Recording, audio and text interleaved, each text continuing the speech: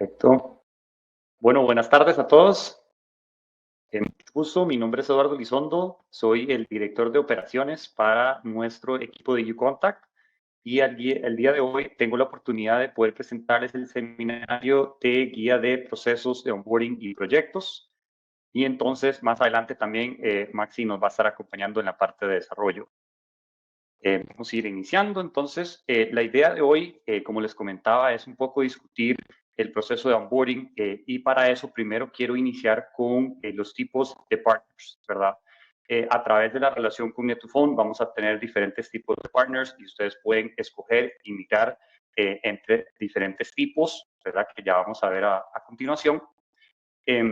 Tenemos tres diferentes tipos de partners que podemos encontrar, ¿verdad? Tenemos los primeros que son los autónomos, prácticamente esos son los partners que manejan los clientes en su totalidad desde el punto de venta, el punto de onboarding, punto de soporte. El involucramiento que nosotros tenemos pues es en realidad bastante limitado. Por supuesto que podemos apoyar cualquier necesidad que tengan, pero ellos pues manejan toda relación, setup y configuración para sus clientes, ¿verdad? También tenemos lo que serían los partners colaborativos. Esto es un partner que lo que se encarga de su enfoque es prácticamente lo que sería la parte de venta y una vez completada la venta nos hace el handoff del cliente para nosotros poder continuar con lo que sería el proceso de onboarding, con el proceso de setup y eventualmente el proceso de soporte, ¿verdad? Entonces, este es un poco más enfocado en la venta para el partner. Nosotros nos enfocamos en la parte de la implementación y el soporte. Y finalmente, pues tenemos los partners híbridos. Como mencionaba, Net2Phone pues es bastante flexible, bastante dinámico en el sentido de cómo nos podemos acoplar a las necesidades de nuestros partners y por eso tenemos este último que es el híbrido, ¿verdad? Este varía mucho lo que sería la comunicación con el cliente y la comunicación con los otros partners o incluso la parte de la configuración en el backend, ¿verdad? Tenemos partners para darles más ejemplos, en los cuales ellos hacen la venta y ellos manejan la comunicación directa con el partner. Nosotros somos prácticamente el backend para ellos, ¿verdad? Les configuramos lo que necesitamos y apoyamos en cualquier necesidad técnica, ¿verdad? Hay otros tipos de partners que también trabajamos en conjunto, entonces vamos tanto el partner como nosotros a las reuniones con el cliente para poder apoyar de la misma manera, ¿verdad? Tanto en la parte de setup, en la parte de comunicación, incluso en la parte de soporte, ¿verdad? Con este último tipo de partner que es híbrido, ¿verdad? Aquí lo que es clave es la comunicación entre nosotros para poder entregarle al cliente lo solicitado, ¿verdad? Entonces, nuevamente, la comunicación aquí es clave, ¿verdad? Entonces, para hacer el recap ahí, los tres tipos de partners con los cuales trabajamos, autónomos, colaborativos y, por supuesto, el híbrido, ya que, como menciono, nosotros nos acomodamos a las necesidades de cada partner para poder tener ese partnership, ¿verdad? Una vez que se decida, ¿verdad? Prácticamente qué tipo de partner pues gustarían ser, ¿verdad? O formar parte de, tenemos que observar el proceso de onboarding. Entonces, el proceso de onboarding, como lo vamos a ver, es la parte que inicia justo cuando termina el proceso de venta. Ya el equipo de venta hizo su trabajo, completa la venta y entonces vamos a dar inicio al proceso de implementación y apoyo al cliente para configurarle su instancia y, como ya he mencionado, lo que sería soporte. Esto que tenemos acá es el flujo prácticamente que, como acabo de mencionar, pasan todos los clientes desde el punto de venta cuando se termina hasta pasar a soporte, ¿verdad? Como ya lo mencioné, dependiendo del tipo de partner, dependiendo de cómo gusten manejar las relaciones con los clientes y con Net2Phone, ¿verdad? Va a variar prácticamente las fases en las cuales cada partner se encuentre o el flujo en el cual vayan a pasar, ¿verdad? El primero, que a mí siempre me gusta dejar esto muy claro, es posiblemente uno de los puntos más importantes o el punto más clave, ya que aquí es donde entendemos o nos parte el equipo de ventas que tenemos que tener claro por qué el cliente escogió UContact, ¿verdad? ¿Qué problemas le resuelve? Y una parte muy importante que es cuál es esa característica que hace que UContact sea la solución ideal. Otra pregunta también es, ¿qué no hace la plataforma actual del cliente UContact y por eso toma la decisión de quererse a utilizar UContact, ¿verdad? Todo esto es importante conocerlo porque al final, cuando se le entrega al cliente la solución, estos factores, que son lo que nuevamente determinó que el cliente quisiera comprar UContact, el cliente va a querer ver visualizado, ¿verdad?, en la solución. Entonces, por eso es tan importante que tengamos esto claro desde el inicio para que entonces a través del flujo de onboarding vayamos implementando la solución que el cliente se le vendió, ¿verdad?, o la que él diseñó para poder tener para sus clientes, ¿verdad? Compartiendo unas prácticas que son prácticamente cosas que siempre nosotros hacemos internamente para ser exitosos en la implementación de cada cliente, pues una de esas es lo que llamamos el pre-kickoff, ¿verdad? Nosotros nos reunimos con el departamento de ventas o el equipo de ventas o quien estuvo involucrado en la venta para poder conocer cuáles son esas necesidades del cliente, qué fue lo que más le gustó de UContact, qué es lo que está buscando, todas esas preguntas que acabo de hacer, ¿verdad? Para nosotros poder estar claro. Y más también poder conocer al cliente, cuál es su industria, qué es lo que hace, la cantidad de agentes, si es voz, ¿verdad? Si es correo, web chat. Llegar a conocer al cliente como lo hizo el equipo de ventas, ¿verdad? Cuando estaba tratando, negociando con el cliente. Esto es muy importante porque cuando entonces ya llega el equipo de onboarding a reunirse con el cliente por primera vez, y eso es el siguiente paso, ¿verdad? Entonces ahí lo que podemos hacer es tener o que el cliente vea que nosotros hicimos ese pasaje con ventas y que ellos puedan ver que nosotros sabemos o tenemos la información que ellos habían compartido, ¿verdad? En ocasiones, anteriormente pasaba que llegábamos donde el cliente, o hemos visto que pasa, donde el cliente le hacemos ciertas preguntas de su negocio o de sus campañas o de por qué escogió UContact y el cliente pues viene y dice, mira, ya esto se lo había brindado al equipo de ventas, ¿verdad? Entonces, crea ese un poco de malestar con el cliente, es la primera vez que interactuamos, asegurarnos de que seamos lo más exitosos posible en esta primera interacción y que se vea que hay esa conexión entre el equipo de venta y el equipo de onboarding, ¿verdad? Y también, pues, tenemos lo que llamamos el pasaje formal con el cliente. Esto es una corta reunión que incluso se puede hacer en el kickoff, que ya, pues, más adelante vamos a verlo, ¿verdad? Que es que incluso el equipo de venta se une a una reunión con el equipo de onboarding y el cliente o el partner, y entonces así que hacemos esa transición. Señor cliente, muchísimas gracias por el tiempo, muchísimas gracias por confiar en InContact, en el phone, en el partner, ¿verdad? Aquí están nuestros compañeros de onboarding que van a continuar con el proceso, ¿verdad? Entonces se hace ese handoff o transferencia, digámoslo, asistida, como podemos conocerle, ¿verdad? Entonces también importante esa parte, ¿verdad? Para tener bien claro. Continuando, con la documentación, el primer paso, como mencioné, este es posiblemente el primer paso o el paso más importante que hay que hacer y completar de la mejor manera. Nosotros tenemos lo que llamamos una checklist comercial, que esto nos ayuda a poder ir recolectando toda la información que necesitamos para poder implementarle al cliente su solución, ¿verdad?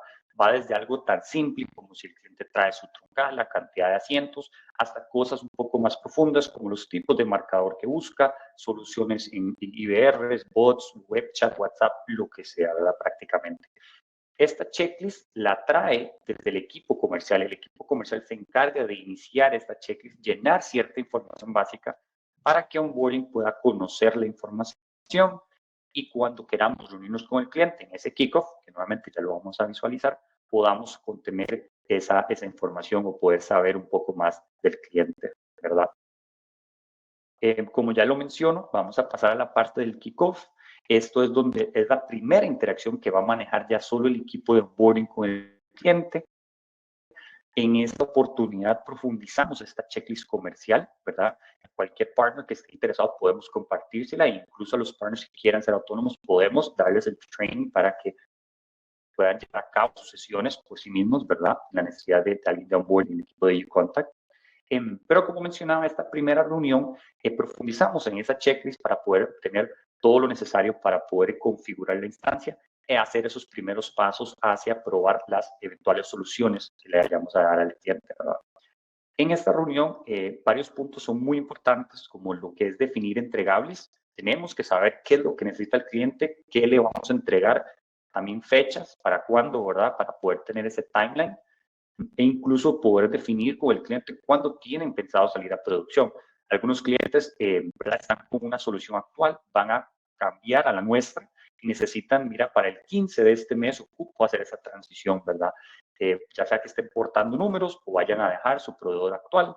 Por eso es tan importante que tengamos esa fecha clara, ¿verdad? Porque necesitamos entonces hacer la distribución de tareas para poder hacer el launch, ¿verdad? O el go live para, como ejemplo, el 15 del mes, ¿verdad? O la fecha que decida el cliente. También otras buenas prácticas que normalmente compartimos con los partners y nosotros mismos incluso implementamos es, primero que todo, grabar la sesión. Es súper importante que podamos tener esa grabación por si acaso alguien no tomó una nota, si el cliente mencionó algo importante y no logramos apuntarlo o entenderlo. El cliente nos dijo, mira, yo había mencionado esto y tal vez no sabemos dónde lo apuntamos o si hicimos lo que él solicitó, entonces podemos regresar a esta grabación, ¿verdad? Y como ya lo mencioné, pues establecer esos pendientes entregables. En muchas ocasiones, en esta reunión, nosotros le solicitamos al cliente, mira, ocupo que me envíes la cantidad de campañas o el nombre de los agentes o cualquier información que vayamos a necesitar para configurar, ¿verdad? ¿Y qué sucede? Si nosotros no le dejamos el claro al cliente para cuándo ocupamos esa información, el cliente puede que no nos la envíe a tiempo para nosotros poder continuar con el proceso y llegar a nuestra fecha. Por eso es tan importante el punto número 3, que es la minuta, ¿verdad? Es algo muy básico, suena muy básico, pero es tan importante porque entonces así dejamos en claro las fechas, los entregables y qué es lo que necesitamos para poder configurar todo para salir a producción en la fecha solicitada por el cliente, ¿verdad? Entonces, por eso nuevamente es tan importante grabar la sesión, definir entregables, definir fechas y enviar una minuta para poder brindar ese seguimiento, ¿verdad? Este primer contacto, que también como lo mencionaba es muy importante, el cliente puede sentirse un poco overwhelmed, ¿verdad? Con mucha información porque necesitamos, ¿verdad? Nosotros lo que sugerimos es pedir cierta información mínima para crear la instancia, que ya es el siguiente paso que vamos a ver, y poder dar inicio a la parte de configuración y enviar lo que necesitamos a más profundidad por correo o incluso agendar una segunda sesión, ¿verdad? Esta primera sesión tenemos que asegurarnos de poder generar esa relación con el cliente, como lo venía haciendo el equipo de ventas, y conseguir lo mínimo requerido para poder iniciar el proceso más adelante de la instancia, que es justamente la tercera parte. Aquí sí me gustaría aclarar, esta es posiblemente la única fase en la cual nosotros nos vemos involucrados con los partners que son autónomos, como lo vimos al inicio, ya que como mencionaba, los partners autónomos, ¿verdad? Generan prácticamente todo desde venta a onboarding a soporte, ¿verdad? Nosotros aquí brindamos nuestra ayuda para poder crear la instancia, ¿verdad? Detalles básicos, como lo mencioné anteriormente, como el nombre, ¿verdad? Que quieren que tenga la instancia, nombre del cliente, .ucontactcloud.com, ¿verdad? Normalmente lo que usamos, o cualquier otro nombre que gusten tener, ¿verdad? Aquí también preguntamos la cantidad de licencias para poder registrarnos en el sistema, ¿verdad? Al igual que en el caso de que tenga un equipo técnico que requiere información para registrarse en la consola o poder ingresar a la base de datos, ¿verdad? Ya cosas un poco más técnicas para la implementación, nosotros también podemos guiarlos en esa parte, ¿verdad?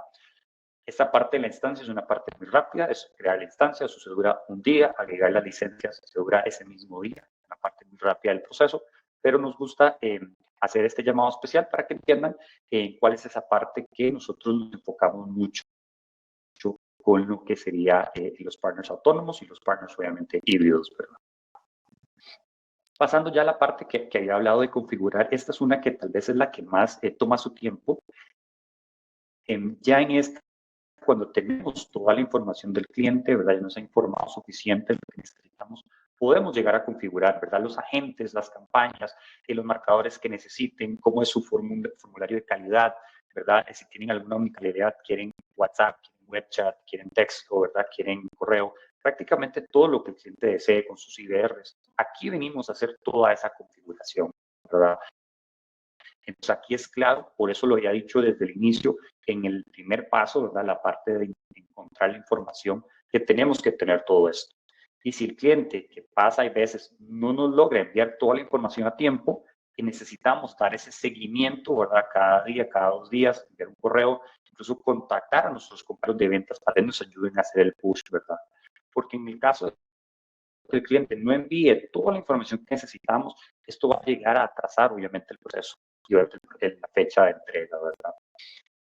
Con todo esto, un punto muy importante que quiero aclarar, el punto el cliente va a llegar a necesitar lo que sea algún nivel más complejo, algo más profundo, ¿verdad? Con varios niveles, con diferentes respuestas, con una acción después de una cierta respuesta por un cliente. Entonces, vamos a poder necesitar el apoyo de desarrollo para que nos puedan brindar la solución. Como mencionaba nuestro ingeniero Maximiliano Nodal.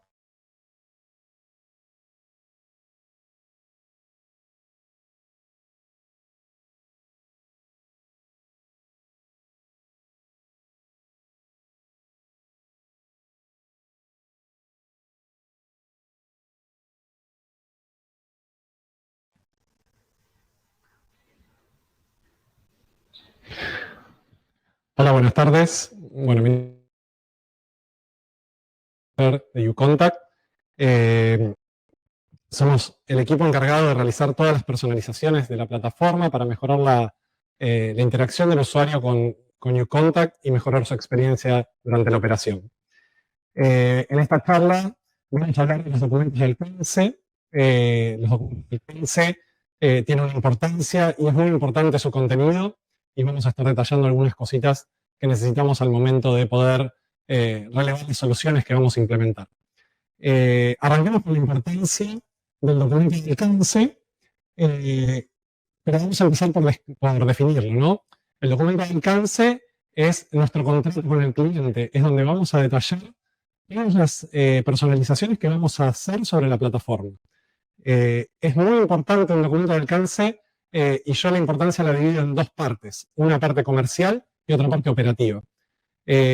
Durante la parte comercial, la importancia comercial del documento de alcance viene dada porque un documento de alcance y presupuestos mucho más ajustados. Y esto a veces puede ser la diferencia entre un negocio ganado y un negocio perdido.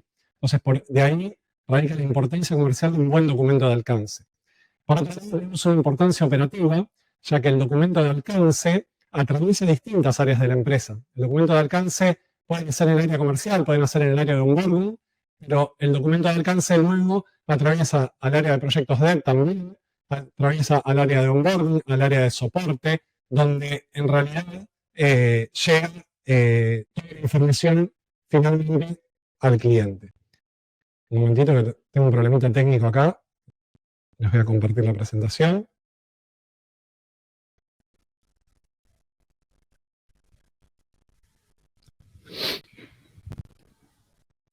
Bien. Entonces, continuando un poquito con lo que veníamos hablando, les decía esta importancia de arrancar con un documento de alcance muy bien detallado, ¿no?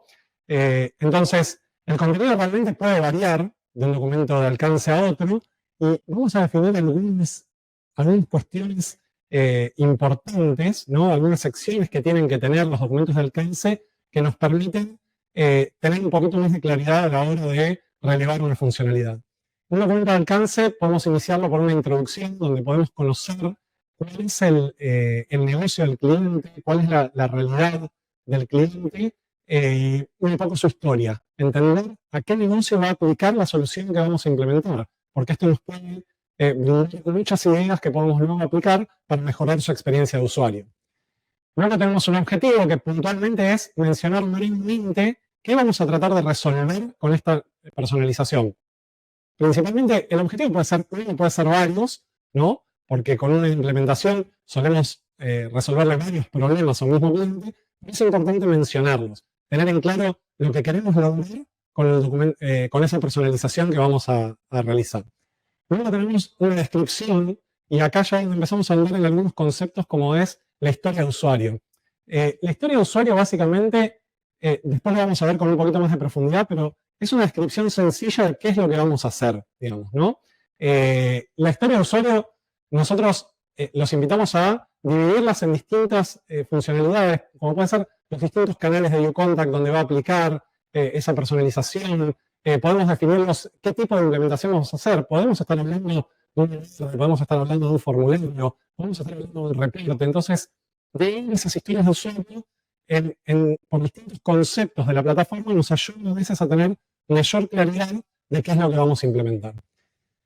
Siguiendo un poquito más adelante, tenemos la definición de los casos de uso. La definición de los casos de uso ya es un detalle un poquito más avanzado que esa descripción, donde el cliente en su idioma nos dice lo que quiere lograr con la plataforma y cómo va a funcionar esa personalización, ¿no?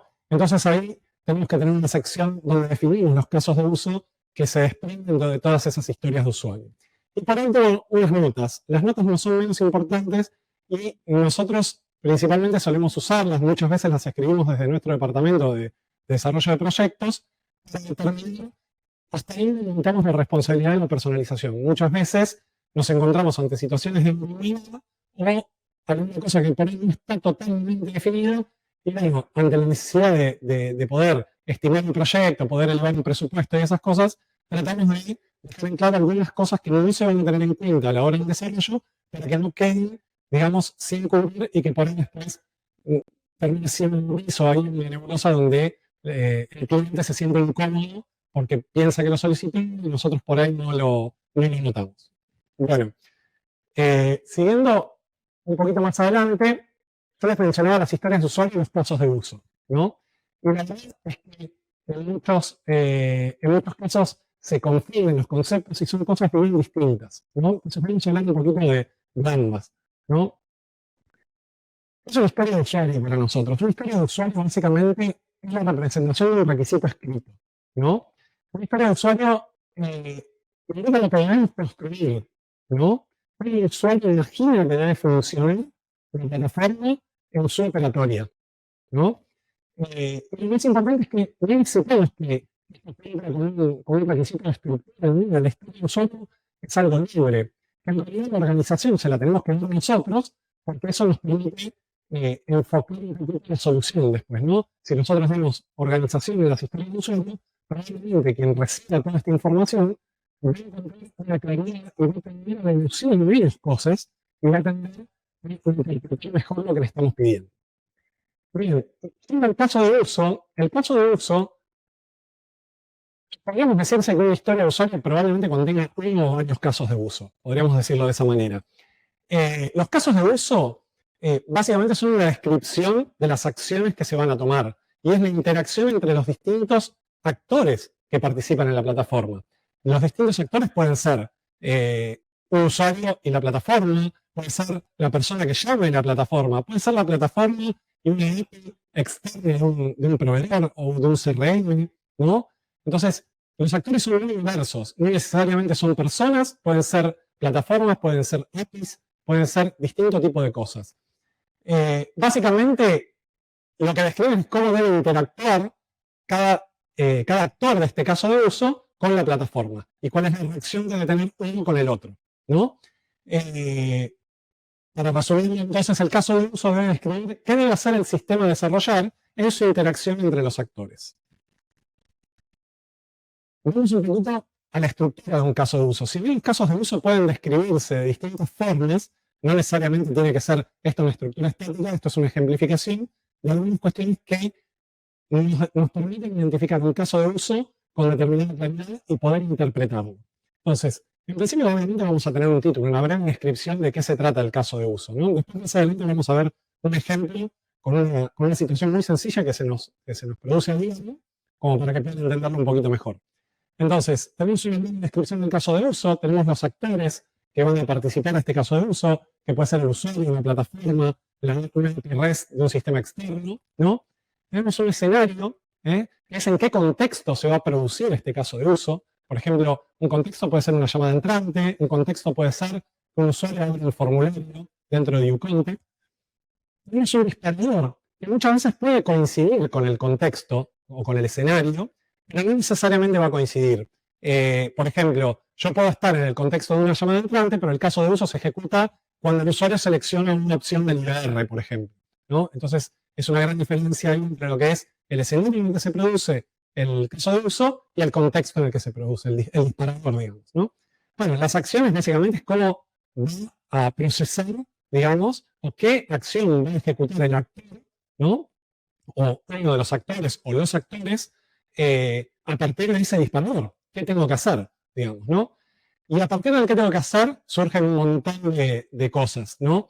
Y quizás una de las más importantes y las que a veces no se describen, porque a veces hasta se ven por sentado, ¿no? Por órdenes, son las excepciones. Nosotros le llamamos el ¿qué pasa si? ¿No?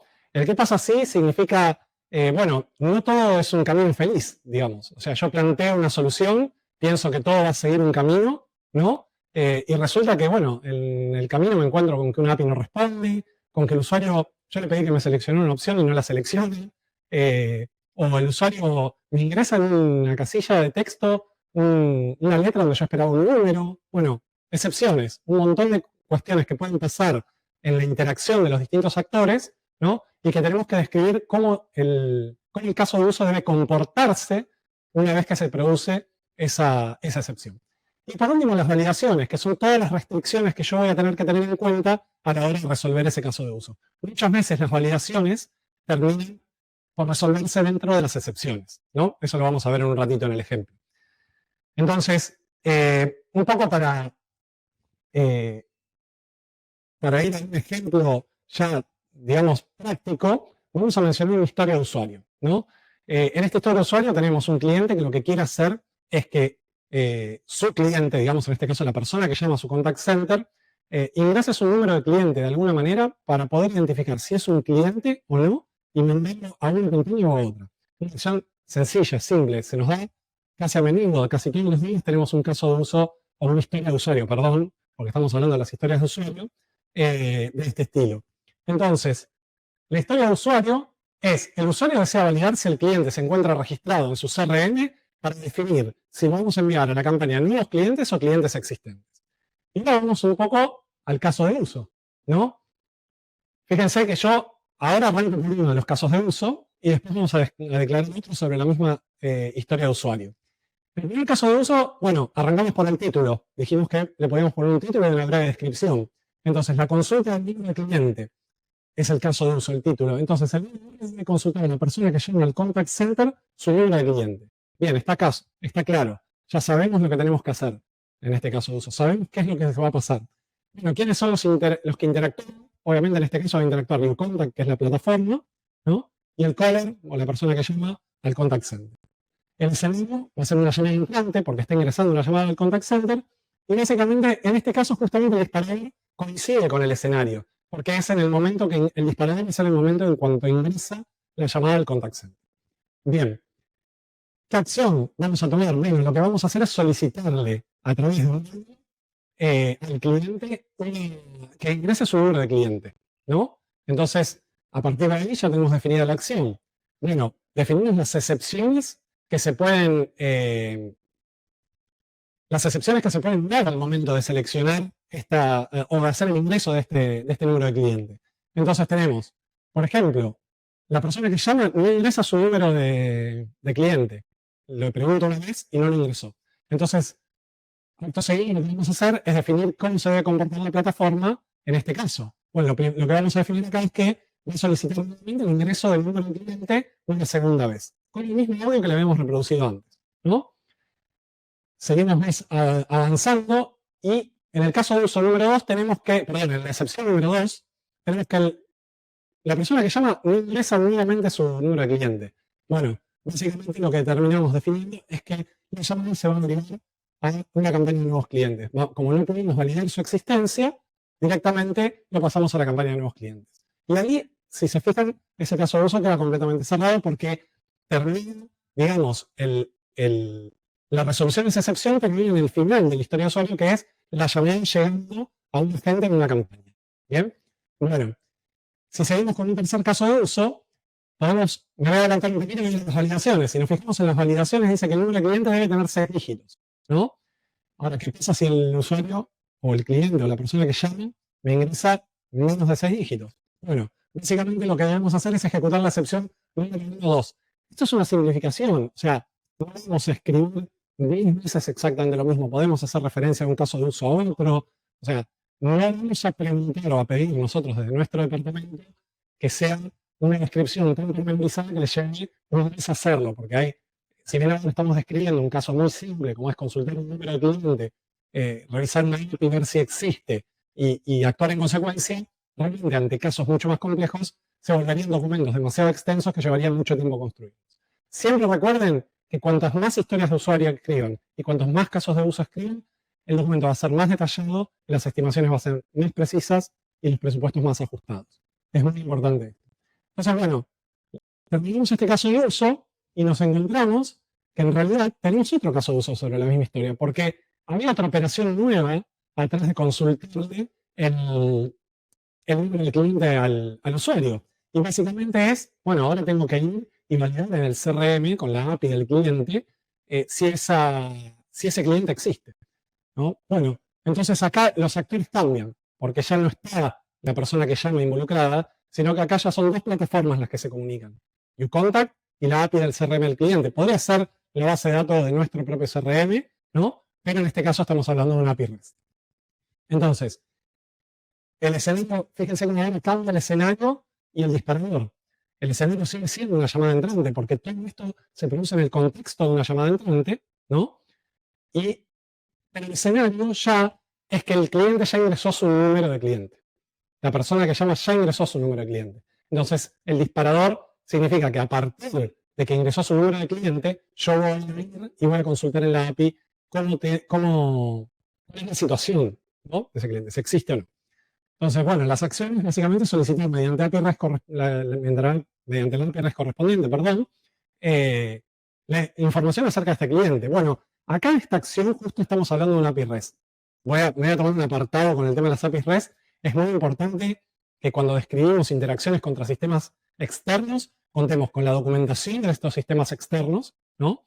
Contemos con detalles de cómo funciona, cómo tenemos que pedir la información, cómo nos va a retornar la información esta API, porque eso es un paso muy importante para determinar la complejidad que es la interacción con ese sistema de terceros. Muchas veces puede parecer sencillo, pero a veces un sistema construido por un tercero tiene complejidades o lógicas de negocio que nosotros no conocemos por no ser los que lo desarrollamos, y es importante a veces que el especialista del lado del cliente nos inyecte un poco de esta información para poder tener una dinámica mucho mejor y poder llegar a las estimaciones o a las soluciones mucho más rápido.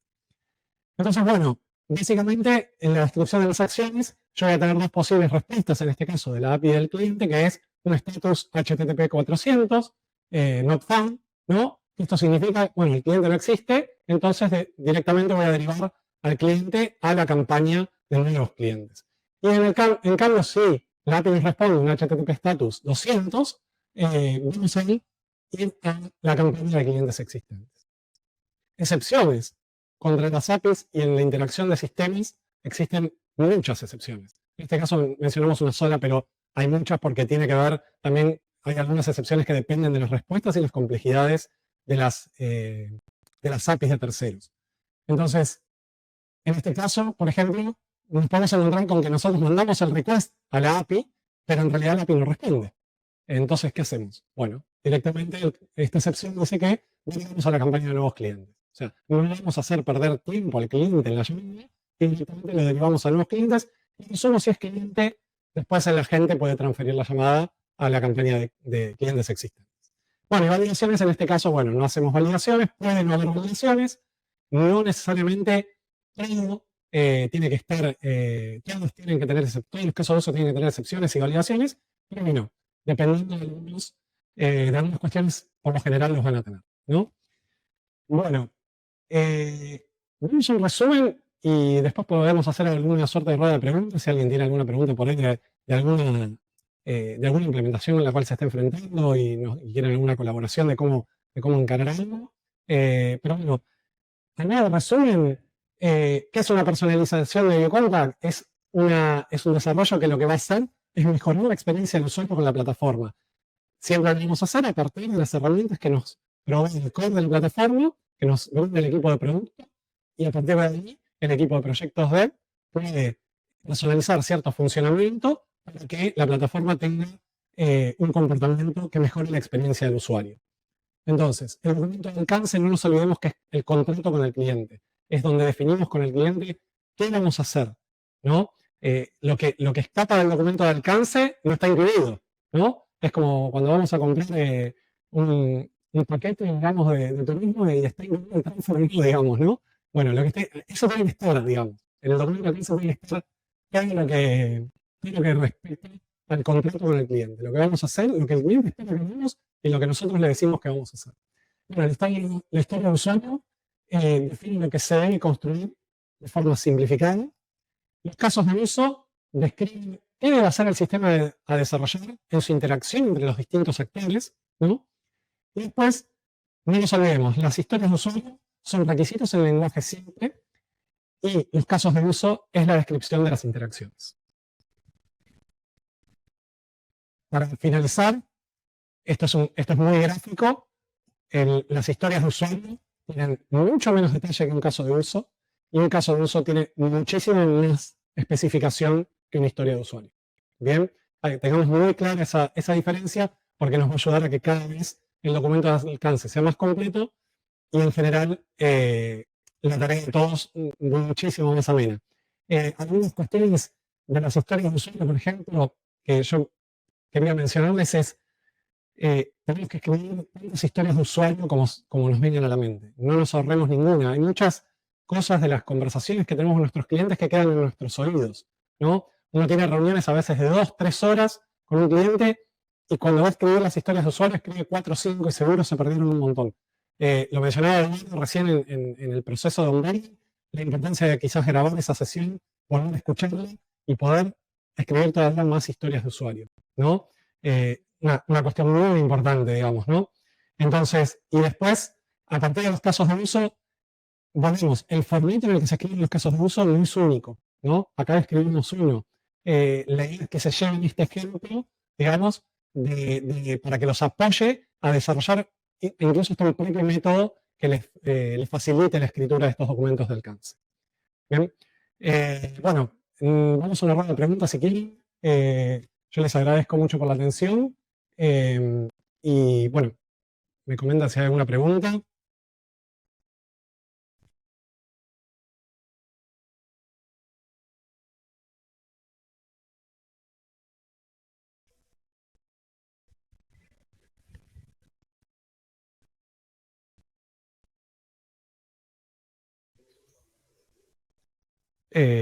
Podemos proveerles un formato de guía, sí, cuando la presentación va a haber, cuando enviemos la presentación esta va a haber un formato de guía con esto que estuvimos hablando en la charla.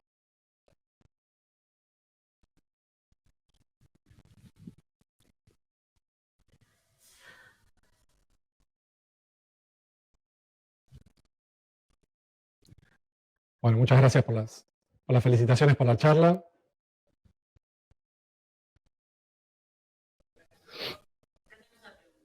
A ver.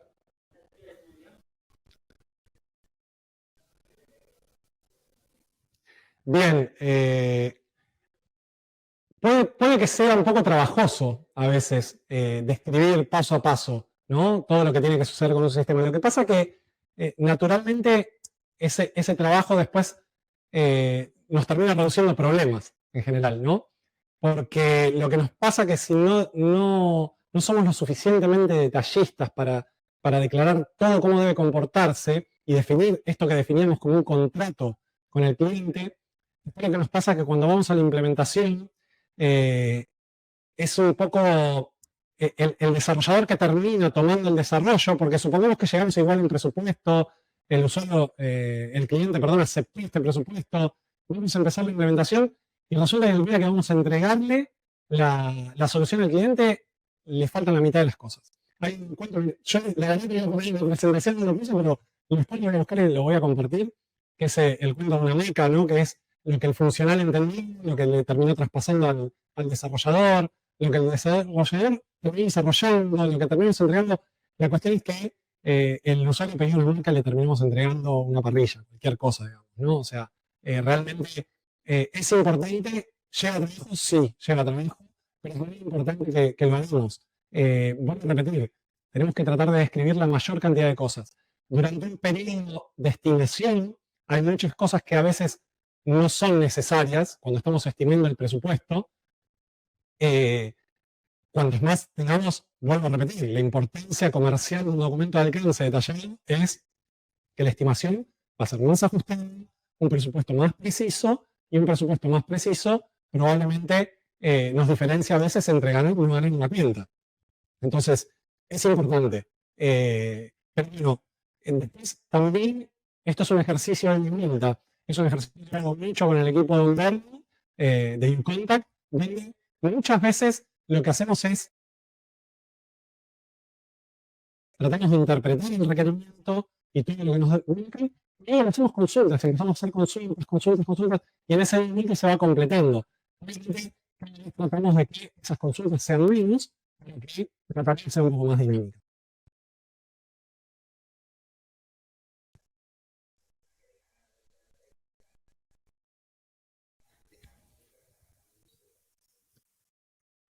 Bien, acá Mauricio que está presente, acá en la sala, nos pregunta, bueno, la posibilidad de dejar algunas horas extras para futuros cambios.